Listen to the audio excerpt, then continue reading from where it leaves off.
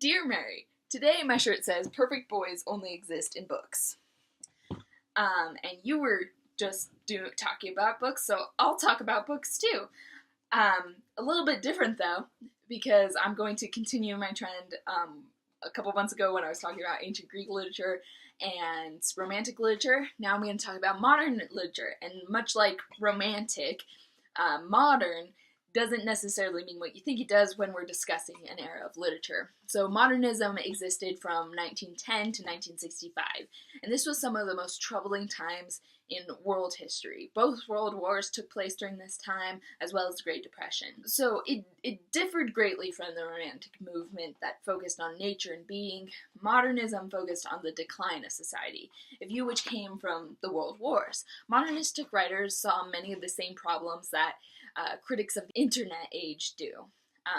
The increase of technology leads to the decrease of morals and an increase of ignoring the outside world and only caring about oneself.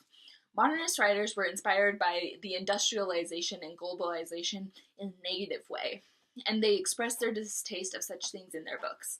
Modernists did not see new technology and innovations as things to be celebrated, but as cold machinery and increased capitalism, which alienated the individual and led to loneliness. Modernism is often criticized for being absorbed in one's own ideas and using language to act better than others. I would disagree. I wouldn't say that was what modernists were doing. They were using language to try to find meaning, and when they didn't like what they saw outside in the world, they looked inwardly to try to figure out how they could exist in this world. The changes in the world led to a change in writings and expression in general, whether it was novel, poetry, or another art medium. People of the modern era didn't just break tradition, they also broke the usual rules of writing. Poetry had in the past been structured, needing to rhyme, have a set rhythm, and a specific meter. I mean, Shakespeare wrote 115 sonnets, and each one of them follows the formula to the letter.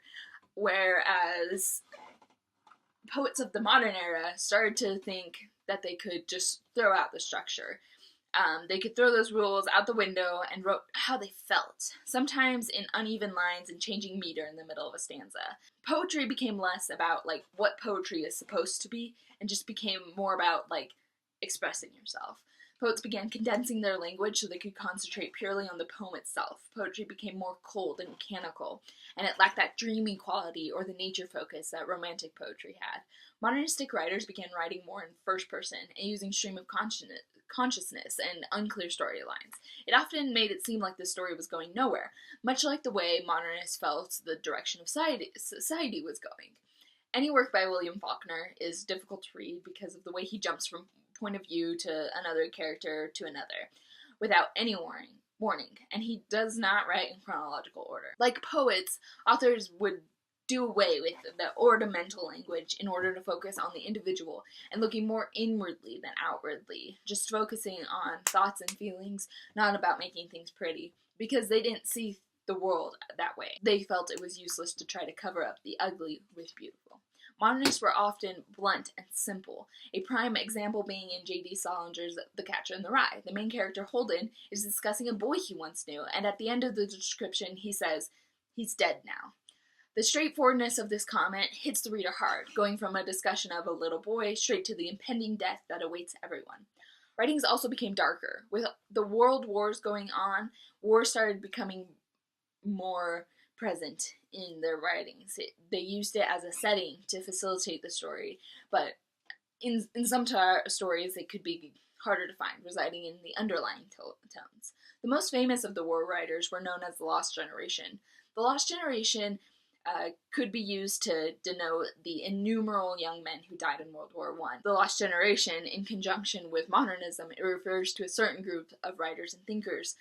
This includes Ernest Hemingway, Gertrude Stein, F. Scott Fitzgerald. They witnessed this extremely destructive war that left chaos in its wake. Families were torn apart, fathers and brothers dead, and then the Great Depression.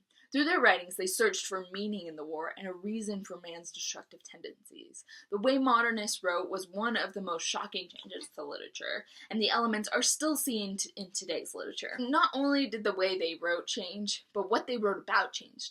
Modernists wrote about the gilded lives of the upper class, the ambiguous nature of identity, and the value of human life. In F. Scott Fitzgerald's The Great Gatsby, the main character, Nick Carraway, comes to New York, seeing it as this beautiful, magical Elysium. And he sees the upper class as something glamorous and desirable. But by the end of the novel, he sees it as nothing more than a cesspool of backstabbing and immorality. So a major theme of Faulkner's As I Lay Dying is the idea of existence and identity. And this is where the people thinking modernists were only looking at themselves, that's where this kind of comes from. Because role of the individual was now morphing due to technological innovations, the way society was changing, how you fit into a caste system was changing. So people were really trying to find meaning in their own existence and their own identity. And so this is what Faulkner was doing in As I Lay Dying. When someone dies, they're spoken of in the past tense. Addie Bundren, mother of Darl, dies, and Darl struggles with the idea that if she does not exist anymore, then he has no mother, and if he has no mother, how can he exist? At the end of the novel, Addie's husband remarries, and her name, Mrs. Bundren, is now given to someone else, begging the question, if a name could be transferred so easily, how is one to keep their own identity? Ernest Hemingway, as an ambulance driver in World War I, saw many people die horrific deaths, and he began questioning the purpose of war. His books often involved war, such as For Whom the Bell Tolls, where Robert Jordan has joined the Republic side of the Spanish Civil War. Throughout the novel, he must justify killing other human beings. There's Pablo, who kills without guilt because he feels it as a necessity, and then there's Anselmo. He hates to kill people, but he does it if he has to. Hemingway uses this novel to discuss the purpose and the cost of war. With technological innovations all around the world seemed to be headed in a better direction. However, the modernists only saw the demoralization of society and predicted the destruction of the world through war. And on that happy note, I would just like to add one final comment about literature in general, and just, why I love it. But I can't say it better than award-winning author C.S. Lewis when he said, "Literature adds to reality. It does not simply describe it. It enriches the necessary competencies that daily life requires and provides. And in this respect, it irrigates the deserts that our lives have become." So whether you're talking about ancient Greeks celebrating Dionysus, romantics protesting social injustices, or modernists trying to find meaning in life, humans have used literature as a catalyst for their creative impulses.